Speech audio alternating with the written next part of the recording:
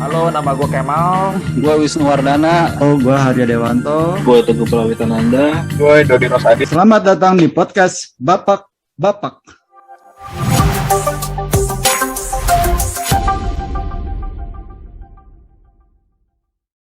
Ini sebenarnya ya di antara kita berlima, lu sih yang paling ini jarang ada komunikasi nih antara kita nih. Kalau gua sama Haryo, sama Dodi, sama Kemal masih sering gitu loh ya kan. Oke, gue kalau bicara dengar dari pengalaman nih, yang dari ahlinya, yang udah mahir lah si Kemal sama si Haryo nih. Satu yang gua setuju, lu kalau mau bisnis jangan setengah. Itu udah pasti. Kalau jebur sekalian, ya. Kalau bisnis itu bukan sampingan menurut gue. Lu kalau berbisnis, arah bisnisnya yang nentuin ada di lu sendiri yang berbisnis. Di situ kan, benar nggak? Gue berbisnis waktu itu 5 tahun. Dengan teman-teman gue, banyak akhirnya gue bikin suatu konsultan di situ, karena itu juga dari tempat kerja gitu loh. Ini ada ahli di pajak, ini ada ahli di produksi, ini ada gue ahli di financing. Akhirnya kita, kenapa kita nggak berbisnis? Oke, kita bikin ini, namanya udah ada semua, udah ada lengkap. Network kan tinggal kita jalan. Udah. Satu yang paling sulit adalah ngejaga komitmen sama yang tadi Kemal bilang, lo masih setengah-setengah. Godaan terhadap zona nyaman nih. Itu yang paling sulit dihadapi. Ini, lu kerjaan apapun yang lu lakukan akan selesai kok. Dapat duit lu per bulan. Tapi bisnis nggak kayak gitu. Lu gimana sekerja keras lu untuk menghasilkan adalah yang menghasilkan diri lu sendiri di situ. Nah itu yang kemarin gua pelajarin banget selama 5 tahun itu. Dan kita sih komitmen tuh kita nggak berjalan, tapi kita nggak membubarkan bisnis tersebut ya. Itu masih ada bisnis, PT-nya juga masih ada, masih berjalan semua. Cuma kita nggak tahu nanti akan ketemu lagi atau gimana. Cuma saat ini yang kemarin, lu gimana nih? Gue oke deh kalau gue fokus, lu kok fokus nggak? Nah sekarang kalau namanya pekerja, udah biasa bekerja, itu sulit banget untuk nentuin, bener sulit banget. Mindset ya? Udah deh, gue jebur juga deh. Mindset susah banget. Itu, jadi gue bilang, itulah. Tapi begitu once lu masuk bisnis, seru banget. Gue yang tadinya nggak tahu masalah pajak, masalah negosiasi sama klien, itu komplit deh, tahu deh gimana klien marah-marah, gimana hasilnya juga akan membengongkan diri gue juga. Gila ya, gila bisnis ya, gila lu kalau ada duitnya banget nih gitu loh. Jadi kaget gue.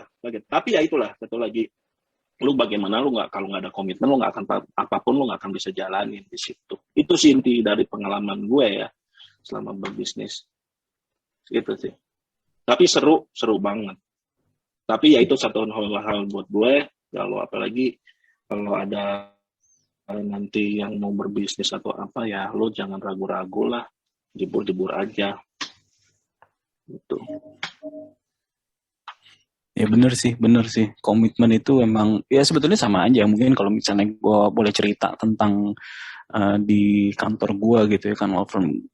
Ini gue bukannya dulu nggak pernah misalnya bareng sama teman-teman kuliah gue dulu, terus kita juga bikinlah law firm bareng gitu ya kan. Ya cuman memang beda ya. Mungkin kumpulan dari orang-orang yang ada yang latar belakangnya dosen dulu, terus kemudian ada yang juga dari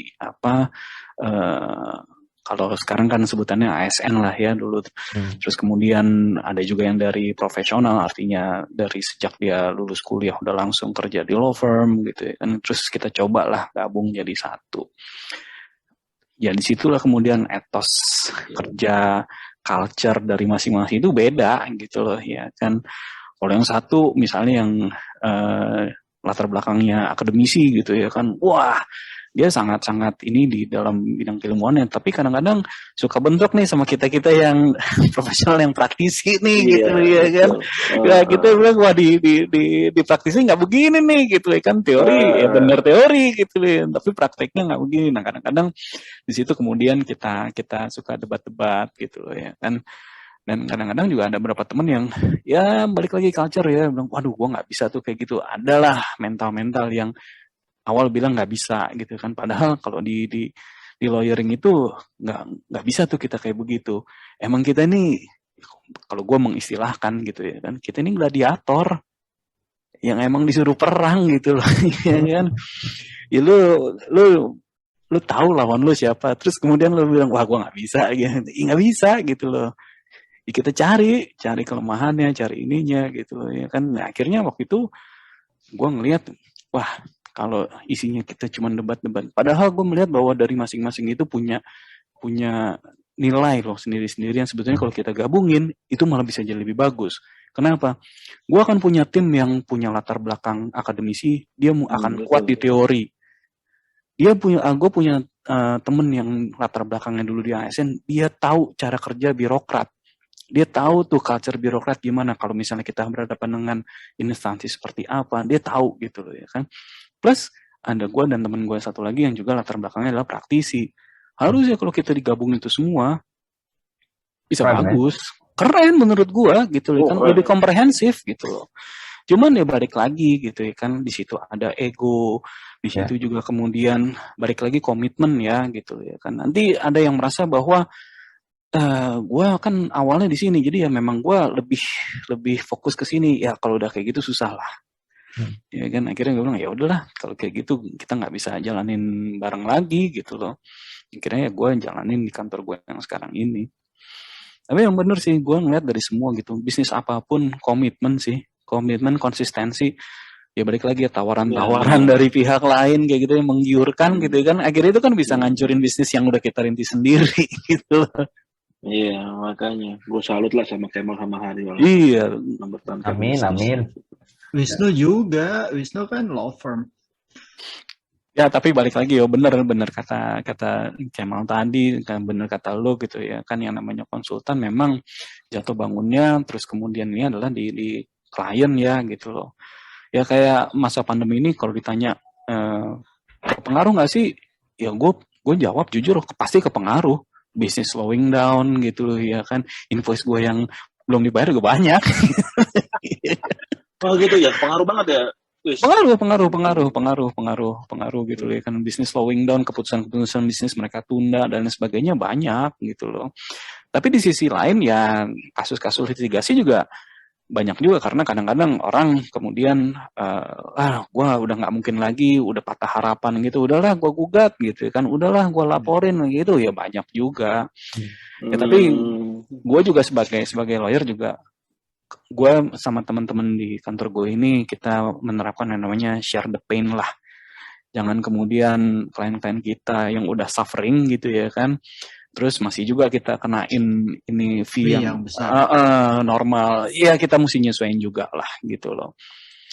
Nah, ya salah satunya adalah ya kayak misalnya meeting gitu kan. Dulu memang waduh klien tuh kalau nggak ketemu sama kita kayaknya kurang ajak gitu loh ya kan, nggak srek, mesti ketemu, mesti ngomong, mesti ini gitu loh ya. Tapi akhirnya kan dengan pandemi ini mau nggak mau kita harus lewat online. Tapi menurut gue itu malah lebih efektif. Kenapa? Dulu dalam satu hari gue paling cuma bisa dua agenda meeting. Habis di jalan juga macet di Jakarta. Sekarang gue mau sampai jam berapa juga ayo. Nah 5-6 meeting sehari gue oke gitu loh, ya kan, dan lebih efektif. Yang kalau dalam bisnis kan sepertinya kan kita harus bisa beradaptasi menghadapi segala bentuk situasi ya, adaptasi dan juga memanfaatkan opportunity ya. Gue nggak tahu kalau di masa pandemi ini kan sepertinya semua bisnis beradaptasi dengan situasi yang terjadi sekarang dan juga melihat peluang sekecil apapun lah. Ini gue mau cerita sedikit. Gue di industri media itu paling parah loh efeknya di masa pandemi dari Maret 2020 kemarin sampai sekarang. Nah, kebetulan gue ketika baru bergabung di kantor gue yang sekarang ini, gue tidak masuk di redaksi, tidak jadi jurnalis. Gue diberi tanggung jawab untuk memegang event. Dulu sebelum pandemi, event itu mewah loh. Maksudnya sekali gue dapat invoice itu bisa mungkin nilainya ratusan juta lah, dan juga marginnya juga gede. Begitu pandemi itu berasa banget lah. Semua kan tidak boleh bikin acara kan. Iya betul. Dan lain-lain. Itu benar-benar ya Kalau gue tidak beradaptasi dan tidak mencari solusi, matilah udah.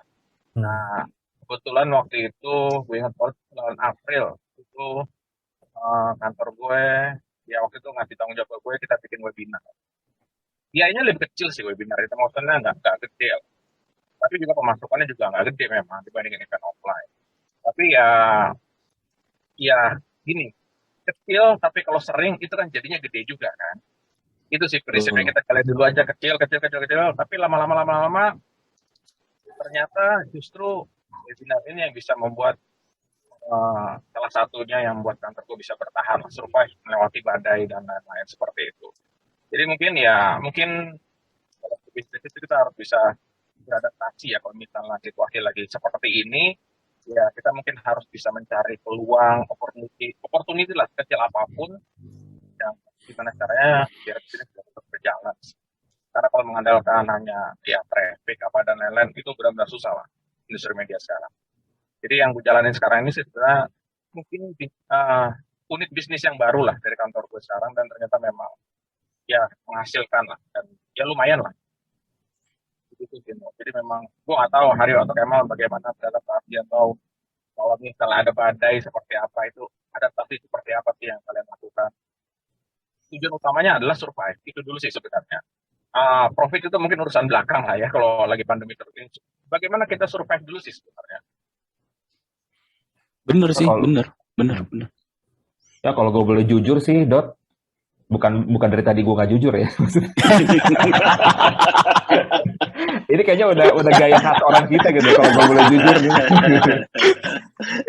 gue betul-betul shock banget loh. Awalnya ya tahun 2020 itu ya. Bayangin Dot, teman-teman, konteks pekerjaan gue ini kan sebenarnya mirip kayak Wisnu kan. Sebenarnya kan gue kan adalah seorang profesi, Wisnu lawyer, gue adalah insurance agent ya, atau advisor ya, yang memang konteksnya kerja ketemu orang dari mana ke mana di berbagai tempat gitu kan ya. Kita nggak pernah kenal namanya online itu, karena dalam proses penjajakan sampai akhirnya istilahnya close the deal lah, itu sangat butuh body language dan lain-lain gitu. Kita harus lihat lengkap. Nah, begitu 2020 Maret itu udah mulai ada pelarangan, ya gue kan istilah jadi kepala lokomotifnya nih. Di belakang gue tuh gerbangnya udah banyak banget. Gerbangnya itu udah orang-orang yang udah suami istri, udah full di sini. Ya artinya semua biaya hidup dia kan sangat tergantung dari usaha kita bersama nih. Jadi gue sebagai kepalanya tuh terus terang sama dia lumayan loh. Ya dari bulan Maret 2020 sampai bisa gue bilang ya sampai akhir Mei lah. Ya Maret April Mei 3 bulan tuh benar-benar kayak ngeblank gitu, dan masing-masing partner gue yang lain juga hampir sama. Karena sistem kerja kita nggak bisa nih gini gitu. Gue baru dengar juga dari beberapa teman ternyata ya platform kita kan sekarang lagi pakai Zoom ya. Sebetulnya kan sebelum pandemi Zoom ini udah ada gitu ya. Cuma kita nggak biasa gitu ya. Cuman ya betul kata Dodi sih, ada orang yang memang menunggu sampai ini benar-benar reda, sampai dia akhirnya ya deh habis itu gue lari lagi gitu. Ada orang yang mungkin awalnya kayak gue gitu ya udah panik, cuman kan panik mesti ada sesuatu nih, karena gerbang di belakang kita, gerbong di belakang kita udah banyak banget ya. Ya mungkin karena tekanan itu kali Dot ya, akhirnya mungkin ada beberapa pebisnis yang memang akhirnya ya true leadership muncul di situ ya, mau nggak mau ya, kalau dia sebagai kepala depannya menyerah ya belakangnya bisa hancur semua gitu. Ya itu yang buat gue sama Dian berpikir keras, pelan-pelan belajar, error lah, network kayak begini lah, internet providernya begitulah, pelan-pelan ya, maksudnya dari mulai badan penuh, salaman pakai tangan, kadang-kadang nepuk-nepuk ini gimana untuk close the deal gitu ya, pelan-pelan kita cari cara bagaimana interaksi itu, chemistry itu bisa dapat walaupun cuma gara-gara sekotak ini doang gitu. Ya akhirnya ilmunya ada juga sih Dot gitu. Akhirnya dapat sih, tapi nggak cepet, tapi ada. Tapi di industri yang sama dengan kita di insurance, ada beberapa pelaku bisnis yang akhirnya menyerah juga Dot gitu, karena mereka nggak mau berubah polanya. Ya pokoknya gue harus tunggu, mudah-mudahan ya gue berdoa mudah-mudahan COVID ini udah reda sehingga gue bisa ketemu orang lagi. Nah itu ya sampai sekarang kan belum kejadian gitu, nggak bisa orang gitu. Ya. Gitu. Ini ceritanya kalau misalnya lo lagi jalan, tahu ada tembok di depan lo nggak bisa kan? Maksudnya lo terus aja, lo kan harus mencari jalan putar lah. Lo belok kiri, caranya lo bisa melewati tembok itu. Sebenarnya kan ini kan yang sedang kita alami sekarang ini. Ya pandemi itu ibaratnya tembok tinggi besar lah. Gimana caranya kita bisa melewati. Mario gimana yo? Kalau feedback kan lumayan dulu ya. Iya, lu gimana tuh ini lo bisnis lo di ini? Kepengaruh nggak? Yo. Ya alhamdulillah sih terus terang pandemi ini berefek positif ya untuk fintech gue, Duit HP, dan juga untuk sekolah. Kalau fintech gue memang karena kita promoting untuk untuk menggunakan teknologi. Jadi ketika pandemi, ketika orang harus menggunakan teknologi, ya alhamdulillah Duit HP kepake banget, dan kita berhasil bantu lembaga-lembaga yang ingin menyalurkan dana ya kepada masyarakat. Kita 13 kita tumbuh di tahun 2020 ke 2021 ini 13 kali lipat GTV-nya, gross transaction value. Kemudian sekolah pun kita juga berhasil mensiasati untuk belajar dari rumah ini ya. Dan alhamdulillah dengan keadaan pandemi malah yang masuk ke sekolah kita itu meningkat sekitar 20% dari tahun biasa. Jadi terus terang sih kita sekarang kapasitas kita udah lumayan full ya. Seperti itu sih. Jadi memang tidak selamanya ya pandemi ini memberikan efek negatif ya, Wis ya. Iya benar. Iya. Lalu ada istilahnya, kalau bahasa Padang itu garis light at the end of the tunnel katanya. Oh, itu bahasa Padang. Bahasa tahu, gue kira Meksiko gitu loh. Bahasa barat. Tadi. Kalau lo enggak gimana enggak? Lo gitu lo sejak pandemi ini. 5 tahun yang lalu bos gue bilang sebagai manusia kalian harus bisa beradaptasi dengan perubahan. Kalau enggak kalian musnah. Gua waktu itu masih berpikir perubahan apa? Perubahan ada sih pasti, tapi nggak terlalu signifikan. Begitu pandemik, bener kan? Ternyata ini yang dia maksud. Mungkin secara tidak langsung, maksudnya dia nggak tahu apa akan ada pandemik, tapi dengan pandemik ini banyak sekali perubahan yang harus dilakukan. Dan kalau kita tidak cepat beradaptasi, ya musnah. Itu aja sih intinya. Baru itu gue mengerti, begini ya yang mungkin keadaan yang dia maksud. Gitu sih. Berarti survival of the fittest itu ya. Iya benar. Oke. Thank you. Banyak yang bisa kita omongin, cuman memang seru ya, banyak. Ya. Menarik. Ya kita lanjutin lah kapan-kapan lah. Jadi jadi catatan dari pembicaraan kita ini apa aja nih, Wisnu, Kemal? Kalau gue sih ya, lihat dari cerita lu semua gitu. Yang pertama, yang gue tangkap pertama ya, lu kalau memang mau berbisnis itu, ya lu juga mesti udah siap, baik itu mental gitu ya kan. Terus juga mindset lu mesti lo rubah gitu ya kan. Nih yang gue dengar dari lu semua nih gitu ya kan. Terus kalau gue ngelihat dari cerita terutama Kemal dan lo ya, support dari pasangan sih, itu juga penting. Iya kan, karena lu tanpa support dari pasangan lu, apalagi kalau kita semua udah berkeluarga gitu ya kan, itu adalah satu hal yang juga mutlak menurut gua, karena keputusannya bukan lagi keputusan lu sendiri gitu ya kan, karena apapun keputusan yang lu buat itu akan pengaruh juga dengan orang-orang yang ada di sekeliling lu kan begitu. Betul. Ya kan, ya perkara kalau misalnya lu tadi cerita tentang berbisnis bareng sama teman-teman gitu. Menurut gue sih bukan masalah temen atau ininya, tapi lebih ke arah komitmen ya dan konsistensi. Itu aja gitu ya kan. Lo mau banyak kok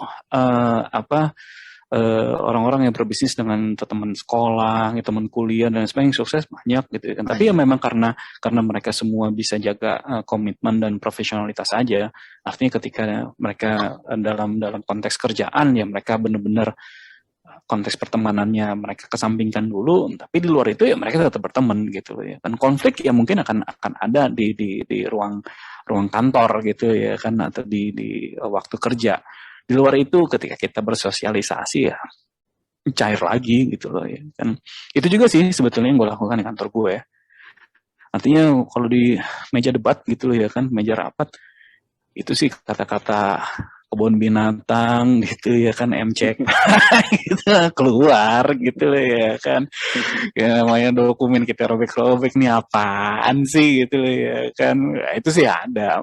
Itu dulu sih yang gue tangkap dari pembicaraan ini gitu ya kan, karena dan sebagainya ya itu variatif ya, relatif itu tiap punya ini yang karakteristik yang beda-beda gitu loh. Mungkin tambahan Gimana satu Dot? aja, Wis, dari gua, Wis. Tambahan nggak, Dot? Satu aja dari gua. Ngedengerin tadi yang cerita Nanda tadi, menurut gue ya itu juga gitu, pengusaha yang berhasil adalah pengusaha yang selalu bisa ngambil lesson learn dari usaha dia gitu. Jadi Benar. terlepas itu dia jatuh atau enggak, ya begitu jatuh ya bangun lagi. Begitu Iya. bangun lagi ya memang harus ada skenario terburuk juga dari usaha kan. Ya jadi memang harus kita jalanin ya itu. Jadi ya mau berapa tahun akhirnya nggak baik atau apa, ya at least kita udah punya banyak pengalaman dari kesalahan kita yang sebelumnya kan. Mudah-mudahan bisa lebih baik lagi next-nya. Ya itu aja sih prinsipnya. Coba lagi. Dan satu lagi juga yang dari gue bilang, kita mesti adaptif ya dengan perkembangan zaman ya. Jadi gini, apa menurut gua ya dimanapun lu berbisnis itu lu harus punya mempertahankan bisa sesuai dengan visi misi lu harus punya itu, ya kan? Lu harus keep benar, jangan sampai melenceng dari apa yang lu visi misiin. Itu aja sih dari gua. Komitmen itu kan jatuhnya lu punya komitmen, akhirnya lu buat satu misi lu apa, misi lu apa di situ. Kalau nggak ada lu nggak ke arah mana, lu bingung ntar. Iya benar lah, benar. Setuju. Oke. Dia gue itu ya. Sip. Thank you bro. Ya, intinya hoping for the best, expecting the worst.